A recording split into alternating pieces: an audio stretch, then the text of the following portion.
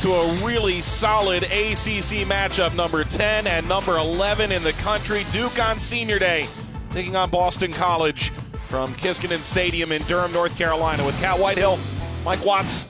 Here's the Boston College starting lineup. And no need to make many changes here, Kat. Yeah, and they will be in that 4-3-3 with Sam Coffey really trying to connect well with those three up tops. But the key for them today is going to be Jillian Jennings. She's going to have to drop back a little bit, help her defense, because she has to deal with a tough up three front from Duke, especially with Kayla McCoy. So keep an eye on her and helping that defense and getting in those good passing lanes. And for Duke, Bodie moves in the upper left corner there. Nabet will start off the bench. And they'll start in a 4-3-3 as well. But the key for them is going to be Ella Stevens. She needs to create for this team. She needs to force Coffey to drop back even deeper to help defend her. But her and McCoy up top, if they can connect today, they could do really well in beating that Boston College tough defense. So players meeting in huddles here for Duke, number 10 in the country. They come off of a 2-1 win against Louisville. We're hoping that Duke is able to take care of some business today against Boston College. As Allison Foley leads the group, her 23rd season, entered the year with 267 wins. Now sits at 280. Took over a program that hadn't been to the NCAA tournament in over a decade. And they do come off a year in which they missed the NCAA tournament. Robbie Church led Duke to the College Cup last year. Kat, when we talked about Duke and what they brought to the table this year, Robbie Church said we really didn't know what we were going to get. And if you said we're going to be in second place right now, well, they would take that. Players like Rasiopi have played a major role. Incredible goal she scored against Clemson a couple weeks ago, part of this offense that's found their way without some key pieces from last year. And I've watched and rewatched and 4 or 5 times on this because this is just a tremendous goal, and that bend just completely beats the goalkeeper. Nothing she can do, and you can see the celebration. She knew that she hit that perfectly, and she got on the top 10. And I asked Robbie Church, I was like, how did she react? And he just said that she just came to practice as if it was another day. And I'm like, well, you got to just keep watching that YouTube video all the time, though. That's a fun shot to make right there. I wouldn't know. You should know. It's one of the best feelings when you hit the ball that perfectly, and I'm glad that she got on the top 10 because she deserved it. Well, Alexis Bryant's hoping it won't be at her expense. What an incredible redshirt senior year the Kensington, Maryland native has had. 13 shutouts in her first 3 seasons in goal. Wasn't even guaranteed to be the starter, and yet has come in, led 9 team shutouts, 8 on her resume this year. On the other side, Brooke Heinsohn. And if you're watching in Boston, yes, it is of that Heinsohn family of Celtics lore. Brooke playing for Duke, 8 shutouts this year, replaced E.J. Proctor, who had an incredible run last year all the way to the College Cup. We're underway at Koskinen Stadium in Durham, North Carolina. It's Duke and Boston College, number 10 and number 11, and teams number 2 and 4 entering the day in the ACC standings.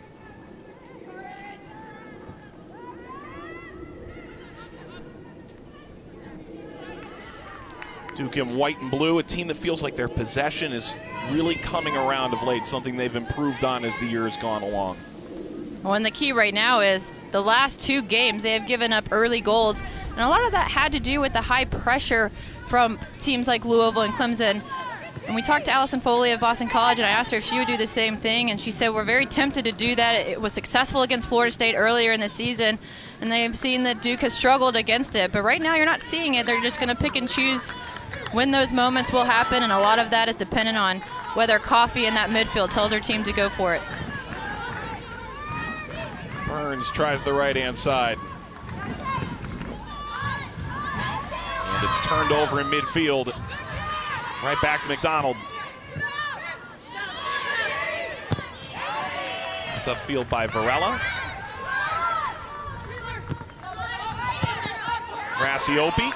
And there's Ella Stevens. Cleared away. All the way out to Simmons. Let's take a look at Cat's keys for the game. Well, the first one we're going to look at is going to be Duke. It's going to be team defending, something they've really struggled with this year, something they've worked very hard on. They want to make sure that starting from the front to the back, they are one unit in defense. But winning this possession battle, they pride themselves on how good they are in possession. But if Boston College can disrupt them with that high pressure, it will be difficult for them. So far, Duke has had complete control of this game. Back to Heinsohn. And there's Burns, 90th career appearance for the Duke Blue Devils. Senior out of Jacksonville, one of the 4 honored pregame, along with the McCoy, McDonald, Rassiopi.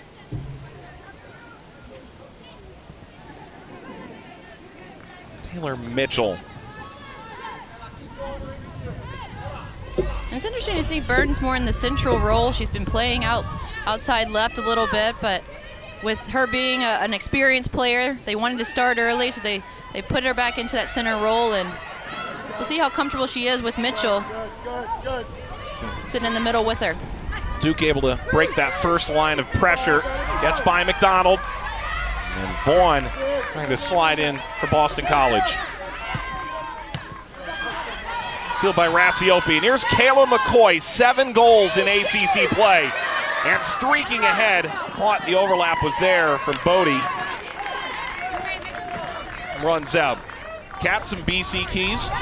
Well, they need to win the individual battles. They prided themselves on that this year, but this is a Duke team that is playing extremely well right now, and the first individual battle they have to win is against Kayla McCoy up there, and she had a free run that she just gave the ball away. And they also need to high pressure. That will disrupt Duke in possession, and we haven't really seen much of that quite yet, but I would suspect that as the game goes on, they're going to get a sense that they need to press up high and force Duke to beat them out wide and force some easy giveaways because they're very good in transition.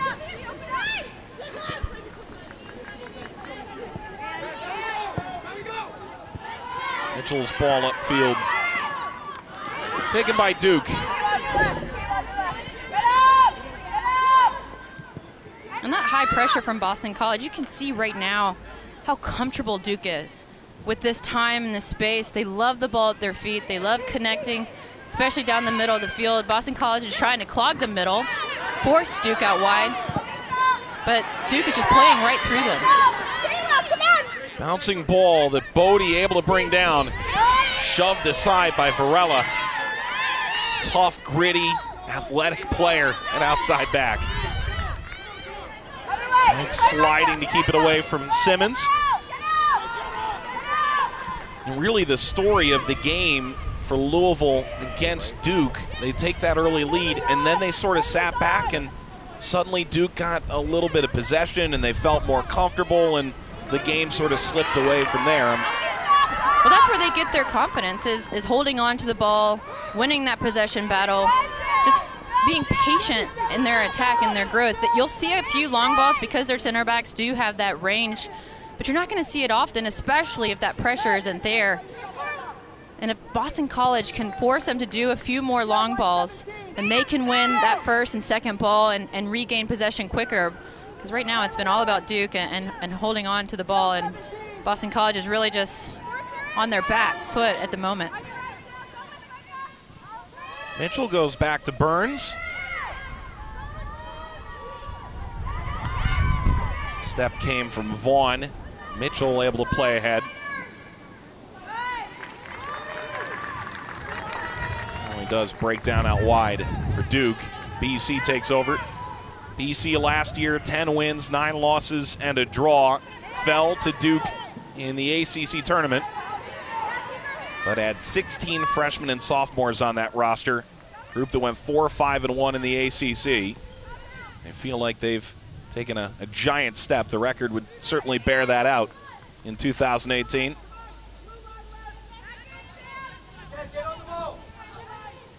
Well, this has been extraordinarily patient from Duke at the outset. And this is fine for Boston College. They're fine with the center backs having the most touches so far in this game. But the problem is when Duke does find their players in the midfield, Boston College hasn't gotten enough pressure on them. They need to get more compact in the midfield, have their defense push up a little bit more, and put the pressure on those players and force them into easy turnovers. Quick throw from Bike, and Vaughn Off the spin, Mitchell controls that as far as Kayla Jennings, part of the Jennings sister duo in holding midfield. And a foul about 10 yards outside penalty area. Sam Coffey goes down, and she is the ultimate specialist on set pieces, one of the best in the ACC. And much better here, and Coffey is just so good on the ball.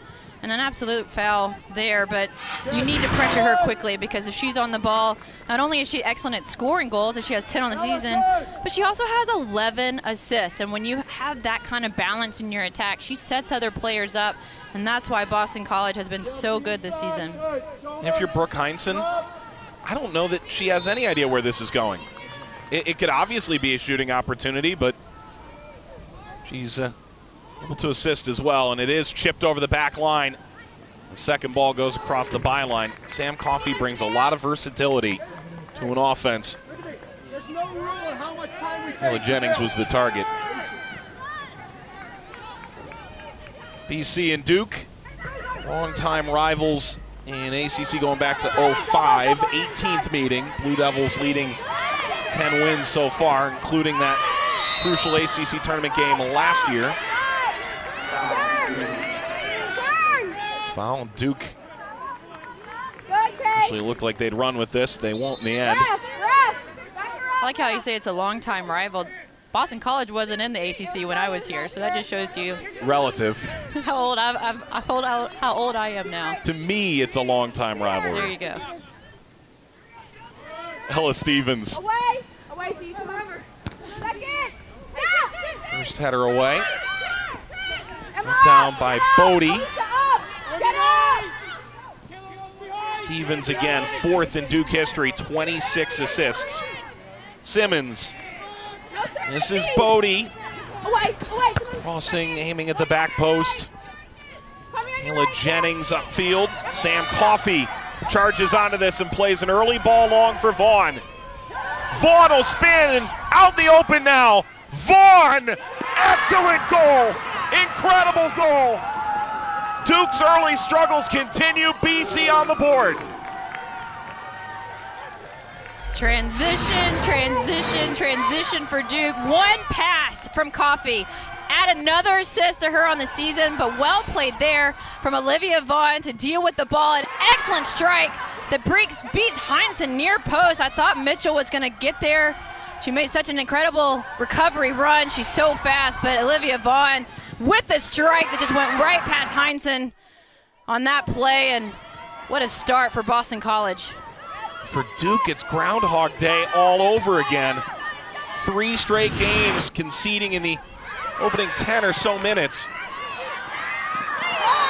And McCoy goes down, hit by Mitchell from behind, and a free kick to Duke.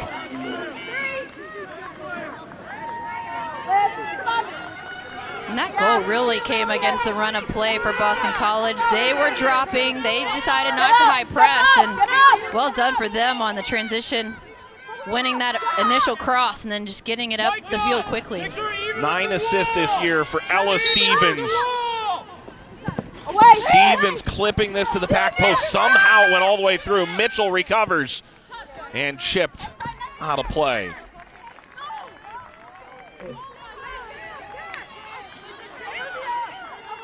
Well, if you're Robbie Church, you've been down this road before and you've still found a way to win. I don't know that you're fretting at this point, but it's a troubling trend for sure. Not fretting, but frustrated. You know, you talk about it. He talked about it with us. You know, he talked about it with his team pretty consistently all week. And it's all about your mentality at that point. In the first 5 to 10 minutes, you want to get into the game. They were doing so well in their possession, but you can't have any mental lapses, and that's exactly what happened to them. Ball slipped ahead. Mitchell right onto the foot of McCoy. Short side shot, knocked aside by Bryant. McDonald heading it forward. McCoy nearby. Bryant will grab it. And to your point earlier, you did say teams can sit in almost, and then you really have to struggle to get through them. Mitchell, not a great clearance. Yeah, and it's an excellent opportunity for McCoy, but I love how strong Bryant is on those wrists, and she's coming off of her line quickly, reading the game so well. And how much better she's gotten from last season to this season has just been tremendous to watch. Vaughn, that got deflected. Bike. Corner coming for BC. Duke's head coach telling us during the week that you give up an early goal, a team sits in on you, and your season can end. Not going to be the case today. Duke is close to locking in a top 4 seed, chance to host a quarterfinal. BC with a win today would put themselves in excellent position for it. BC looking for another, but the service, nothing to write home about. And for a player like Coffey, that's just very disappointing. She knows that's not good enough. You have to give your team an opportunity to at least get it on frame or get another corner kick.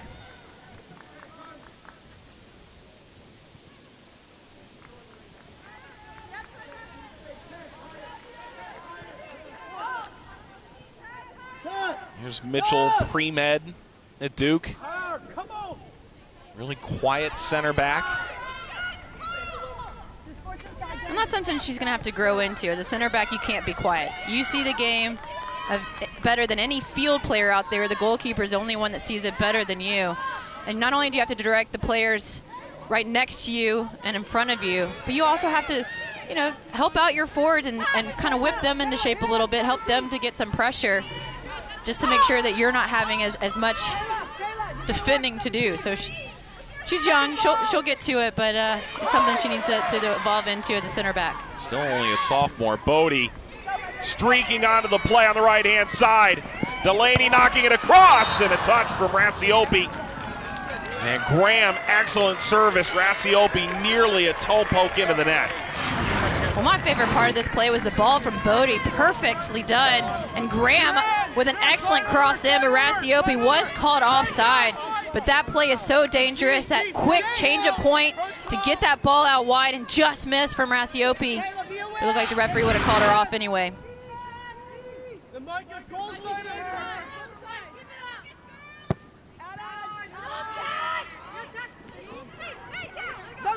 Karam's down to McDonald. And Duke will load up again. Bodie. Good defense by Mitchell. Been busy.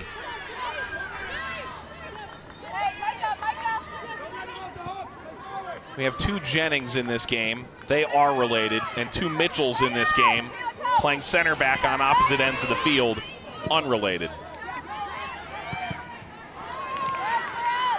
Well, I think it's funny that the younger Jennings, Jillian, is actually more of a mom than the older Jennings and Kayla. Even though they play together, they kind of they say that Jillian's kind of the mom of the team, make sure that everything's in order and takes care of everyone.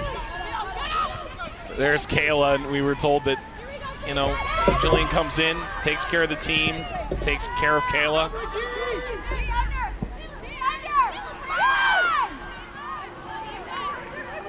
McCoy. Rasiopi stripped of the ball.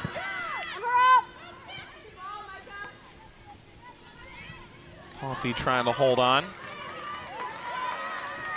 It's with BC. Jillian, a sophomore out of Montclair, New Jersey, initially committed to play with her sister at Maryland.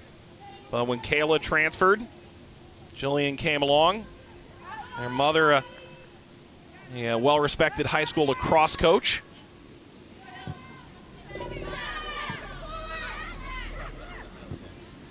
Well, it's nice when you have 2 players. They both kind of sit deep in that more defensive role. It allows Coffey to go forward a little bit more. They connect extremely well together in there. Vaughn was played through. Won't get a corner out of this. Untouched on the way out. Our Week 7 Monday Night Football matchup, Saquon Barkley, Odell Beckham Jr. and the Giants in Atlanta to take on Julio Jones, Matt Ryan, and the Falcons. 8:15 Eastern and 5:15 Pacific on ESPN, and also simulcast in Spanish on ESPN2 and available on the ESPN app so you can watch anywhere. Coverage begins with Monday Night Countdown at 6. Monday Night Countdown served by Applebee's.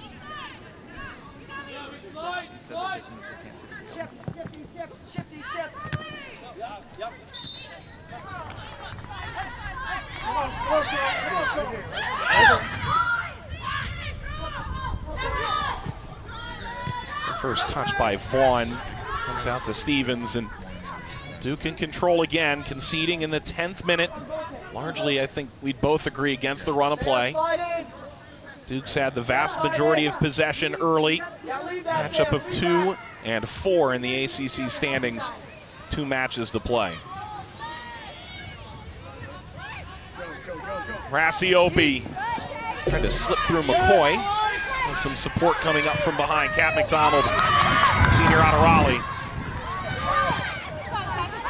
And that's where Duke should look for their success at the moment. Find those pockets out wide. Look for Bodie, look for Rasiopi, and even some outside backs running forward, because that's the space that Boston College is giving them.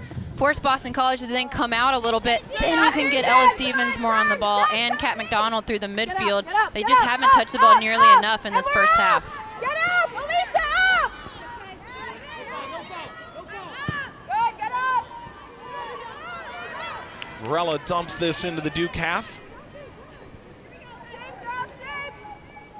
Patience left!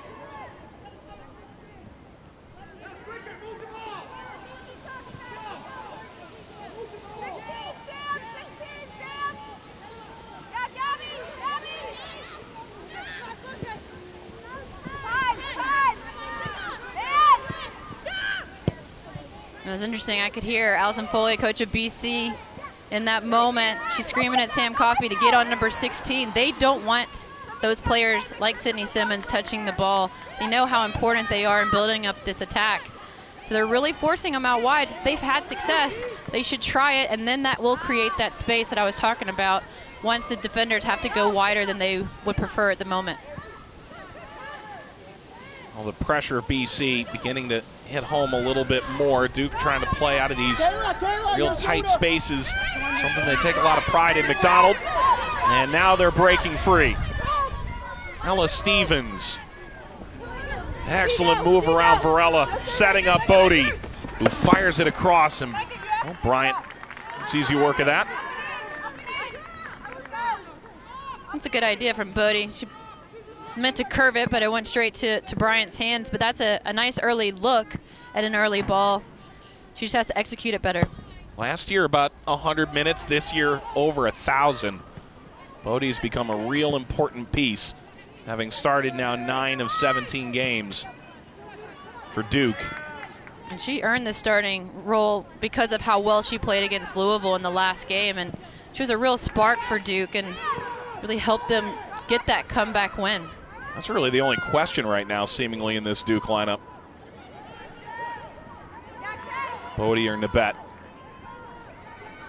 Into the right-hand channel and overrunning Jenna Bike.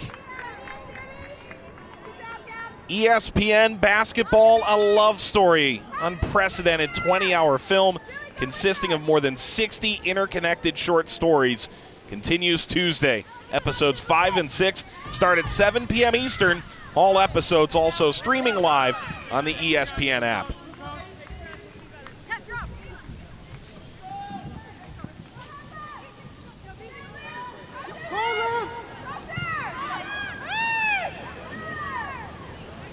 So when's soccer a love story coming? Hopefully soon. Yeah. I mean, the 99ers 30 for 30 was awesome nonetheless. I mean, I'm not saying that it's not been done.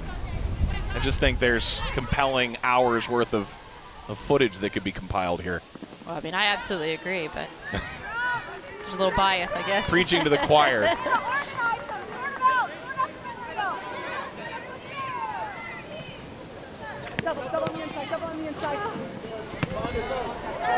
Stevens, horizontal run, gets dumped by Mitchell. She released it, wins a foul for Duke. Quickly, 16! 16! Well played down this sideline from Duke. Just making the defenders of Boston College just Sammy, to your right! look real, not at their best because of how that movement off the ball and the crisp passing. Paschal floats this over everybody.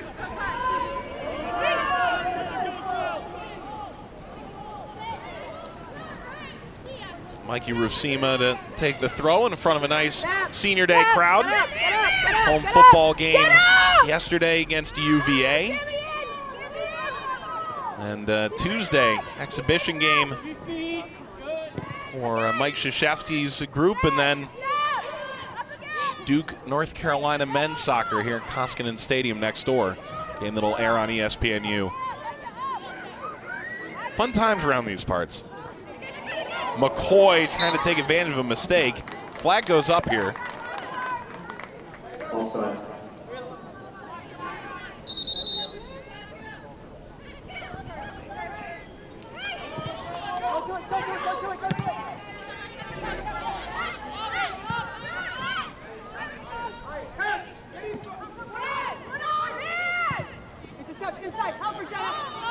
There's Bodie. McCoy. Bodie played through. And Bodie trying to step by. Swept off her foot. Kayla Duran, a shocking number to play center back. Number 10 getting back to make the play. Well, and good reaction here. Bodie should have gone more inline. Instead, she decided to go towards goal, and Duran read it well and was able to get the clearance. That was a dangerous play there from Duke. Duran was the Massachusetts Player of the Year at Buckingham, Brown, and Nichols. Largely playing forward then, played all three lines. Only freshman starter for BC is Bryant. Controls, and Cap, BC missing the NCAA tournament last year. Seemingly a lock now. I think the question is, do they host? Are they seeded? And that'll sort of flesh itself out in the next 2.5 weeks through the ACC tournament. But you think about the ACC on the whole, and it seems as competitive as it's ever been. North Carolina has a chance to clinch the #1 seed in the tournament today, but everything else, it's a lot of parity there. Yeah, we talked to Robbie Church about that, the coach of Duke, and he said there's a good chance that 11 teams could be talked about from the NCAA committee just because of how well they've done in their non-conference schedule. They may not have a winning percentage in the ACC, but that's a tough one to do anyways. But most of them are above 500, top teams and top to bottom. Stevens sending it ahead. Bryant Brave off her line. Delaney Graham got the worst of that, it seems.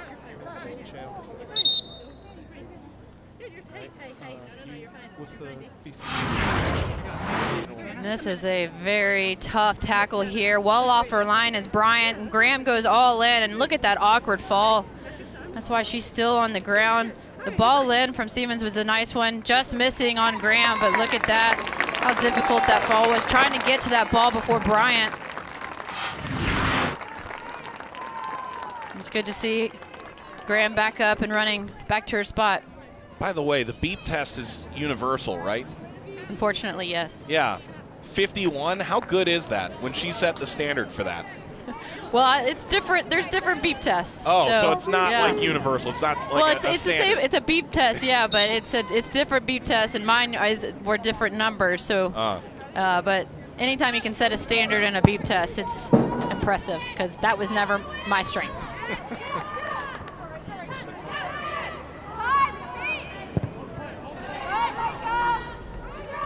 Down by Jenna Bike. Bike able to get around. Trying to line this up toward the back post. Floated over the bar and out. BC getting ready to make their first couple of changes in a moment. It's a good effort from Bike there to win the initial touch, but then she's got to do better on that cross. Turn those hips just a little bit more and give your teammates an opportunity to get a shot off. Third BC shot. Duke's got 4 so far. Couple of saves from Bryant for Boston College. And 1 goal against the run of play. 10 minutes in. Olivia Vaughn set up by Coffey. Flag is up here. Sam, jump in now. Fine. Joe, make sure we're not square in the midfield. Coach Allison Foley, 23rd year leading BC, joins us from the field. Coach, Another hot start for you guys coming off of that shutout loss against North Carolina. Had to feel good to get on the board that way. Yeah, it was great. Always good to get on the board first, for sure. We talked to you earlier and said you might do a high pressure on Duke, but it seems like you're just dropping a little bit more.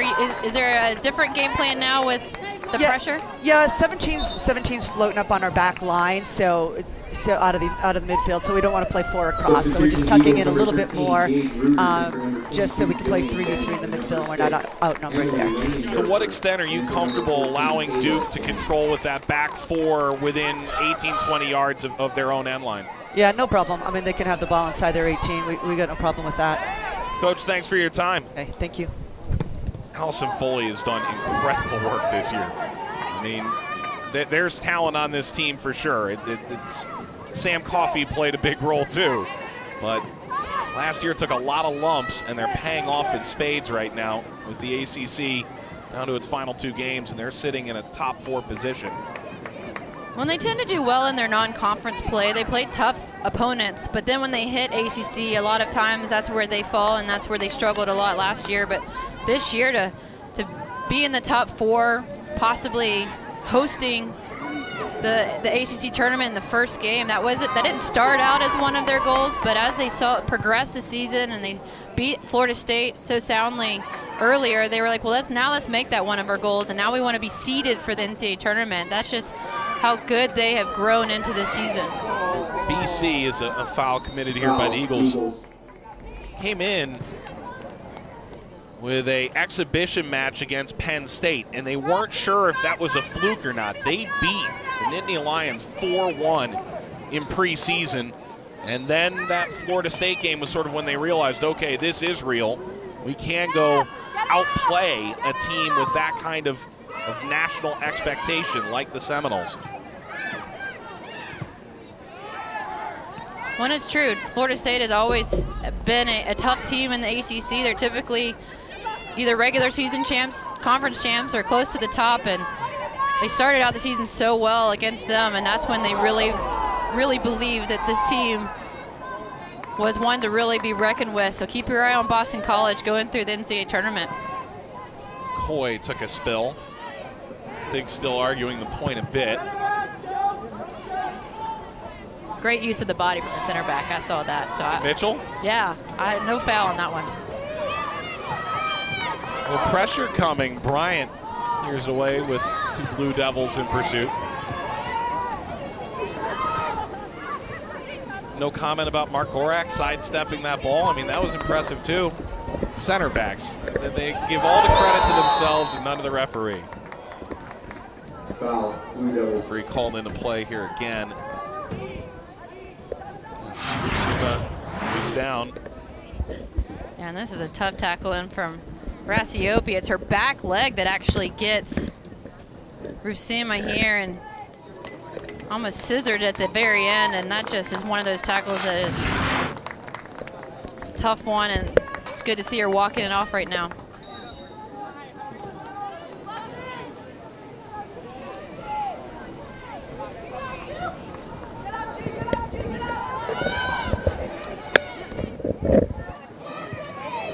Hold up play.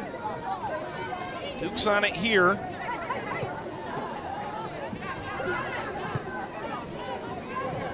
Team starting 2 freshmen, playing 4 in total of a 5-player freshman class.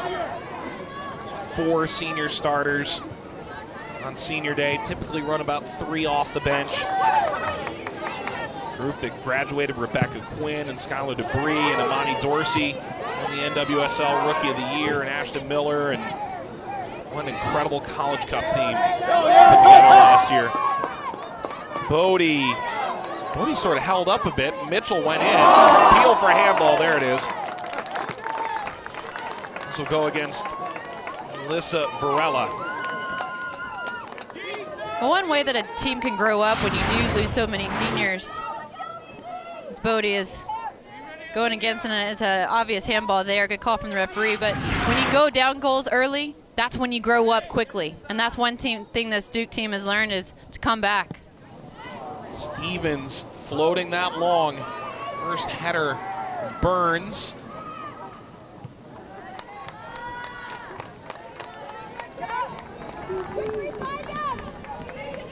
I'm sure there were times when you were at North Carolina where so many seniors left, so many big names left that there's that question in the back of your mind, okay, how do we replace that? And well, Duke's found a way to do that this year, and obviously when you were there, UNC figured it out too.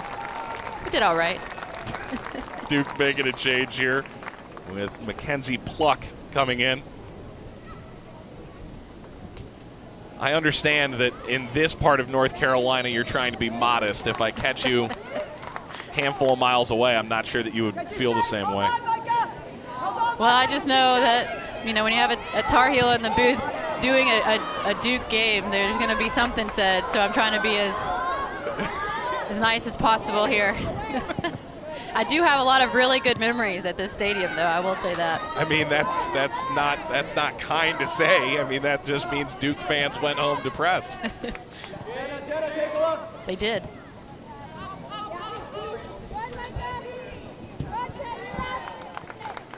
Why'd you drop your mic like that? You dropped the mic after that. It's a throw for BC. I'm looking forward to so much of this on the ACC network next year. I am so amped up for this. Me too. Well, one thing I am amped up about is how good this soccer is, because this has been an excellent display so far of ACC soccer, and two of the top teams just really battling it out. So it's been really fun to watch in this first half.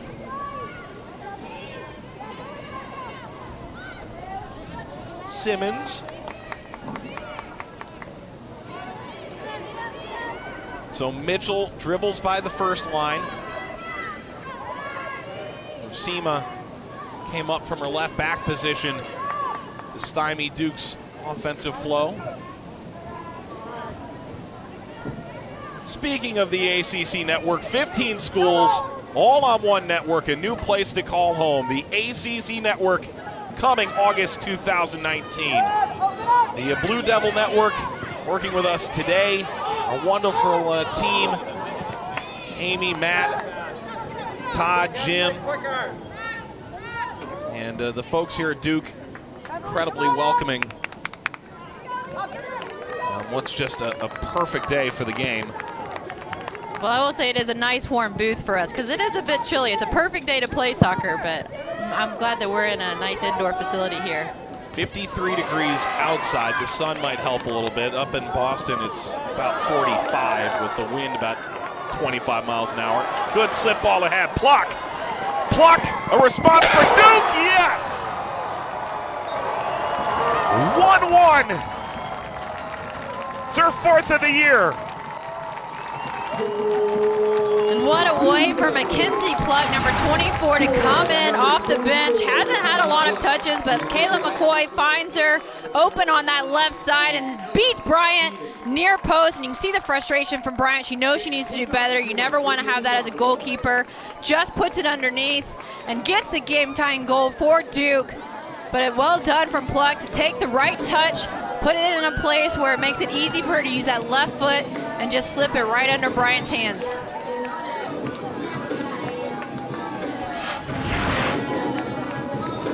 Freshman with 4 goals out of North Wales and Pennsylvania, over 80 goals in her 4-year career.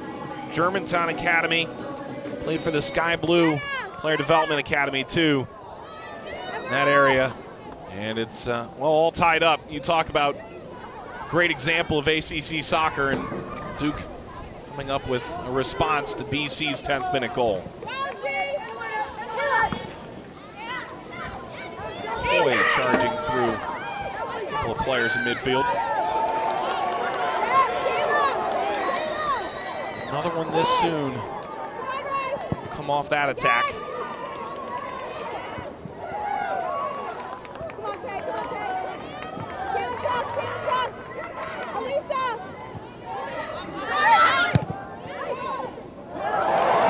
What a turn by Pluck. Working in from the left-hand side.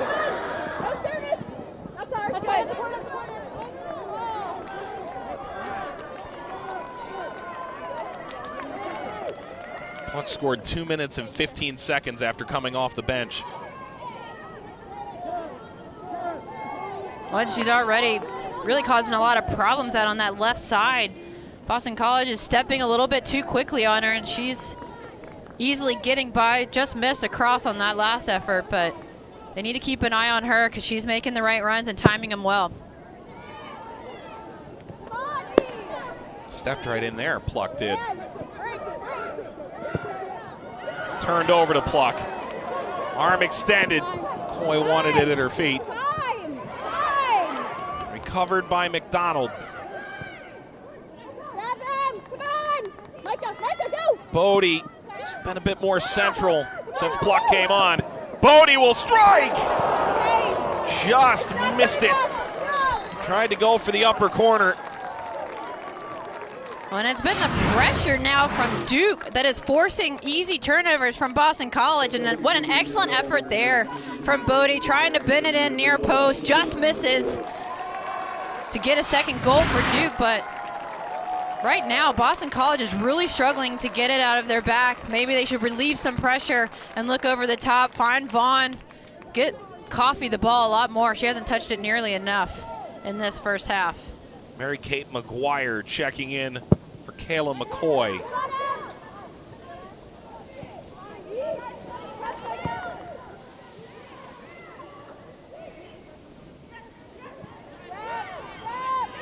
McGuire hailing from Rhode Island.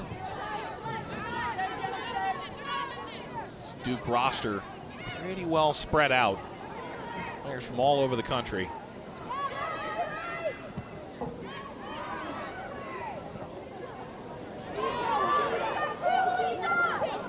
Delaney Graham inching up from right back. Varela able to keep that away at first. Good touch by Stevens.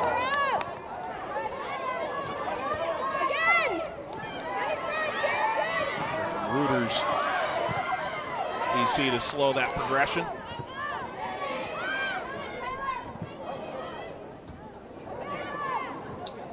And a very good adjustment here from Duke. McDonald is really starting to hang a little bit lower. Her and Simmons both have really kept an eye on Coffey, not allowing for her to get any kind of easy touch. Because when she did get that long ball, that's how they scored, and they've been pressuring her. Pluck curling this in behind the back line, and Bryant got there first because McGuire and Pluck were on the same page. Really impressive freshman duo. I'm not really sure if Bryant saw McGuire coming in at the last second, because she was very nonchalant and scooping that up, and she had just barely missed that. McGuire was free to run straight at her goal.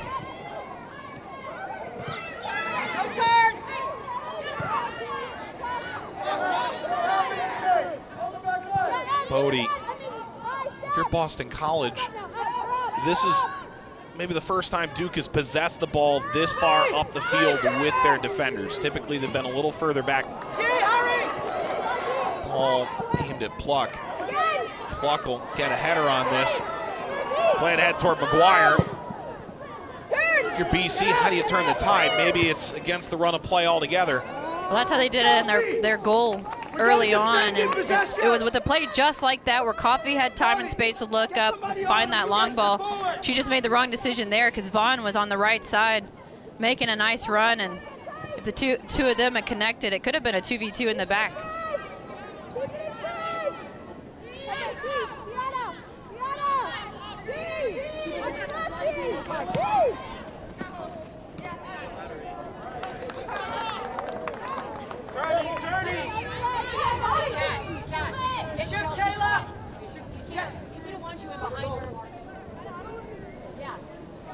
That a Pluck and back sets it to the touchline. Change coming up front. Carly Leipzig checking in. Placing Olivia Vaughn, the goal scorer, back in the 10th minute.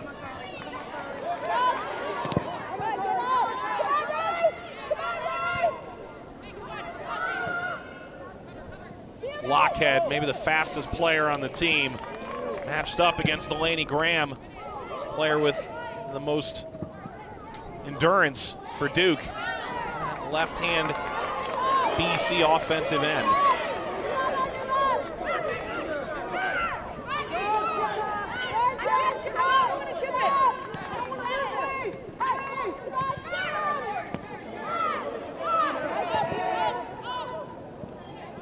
McDonald. Varela. The head of Simmons. Now Bodie. Good, Micah, good. I like the adjustment. Bodie moving into the middle of the field a little more. Away. Yeah, she's been on the right side, moved into the middle. She's just kind of been all over the field for Duke and done a nice job getting the right touches in there. She's just earned a lot of playing time with how well she's played in the last few games. Coffey got her feet kicked out. This is McDonald going against Coffey, and tough play there, trying to get the ball, but goes to the player. And Coffey just gets those kind of fouls against her all season long. When you're a player of that caliber, you have to expect it. So well done from her to get back up and handle that kind of pressure. Coffey is, by definition, the resilient type. Left off the U.S. U20 World Cup roster.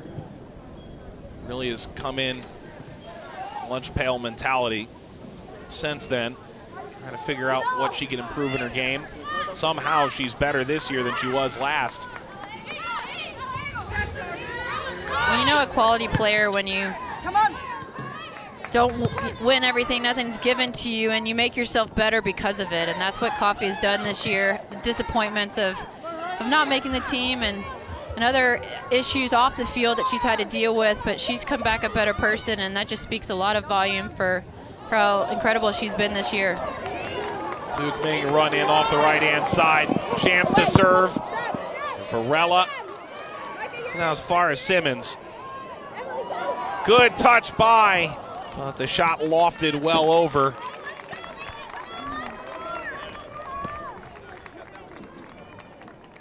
Head over to ESPNW, some stories you're going to want to read about. This week, the U.S. women's national team winning the CONCACAF crown over Canada. Julie Foudy's World Cup qualifying takeaways. Who prevails at the WTA finals? All that and more. Run ESPNW.com. I know you had your eyes on that CONCACAF World Cup qualifying tournament, the Women's CONCACAF Championship.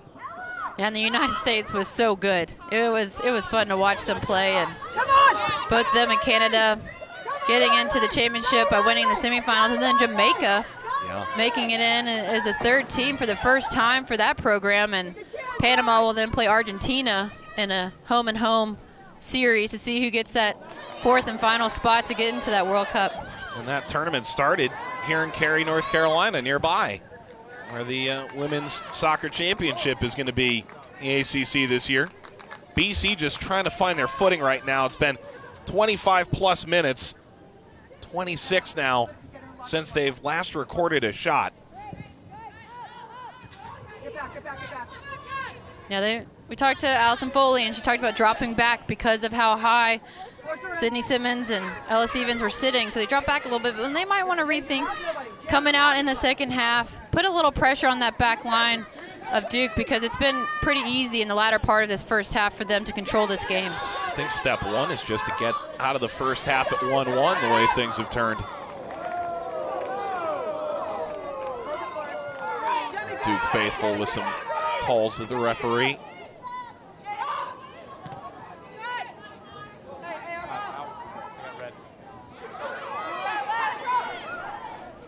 Coming up at halftime, we'll show you first half highlights and analysis. Vaughn, an excellent goal, and a pluck responding for Duke. ACC news and notes. Look at the scoreboard around the league. All 14 are playing as we speak. And a look ahead in the ACC. The tournament right around the corner. We saw Allison Foley on the field pregame. Just goes, I can't believe it's only a week away until the playoffs. I can't really either. The season for college soccer goes so fast, and tournament time is coming up for all the conferences and gearing up for that third part of the season. Goes non-conference, conference regular season, then conference tournaments, and then the NCAA tournament. So it's all coming up real fast. We talk about the three buckets, those segments of the season, and goodness, August feels like a blink ago. I'm just glad it's a lot colder, because it was hot back then. Yeah, if it's me, I'm taking hot. I'm fine with that. Not me. I think we should change locations, and you live in New York and I'm in Atlanta, so. I'm just imagining a team like Miami having to go on the road in the first round to Syracuse or Boston College in the quarterfinal. Have fun with that. And you are far away from Coral Gables now. Good point.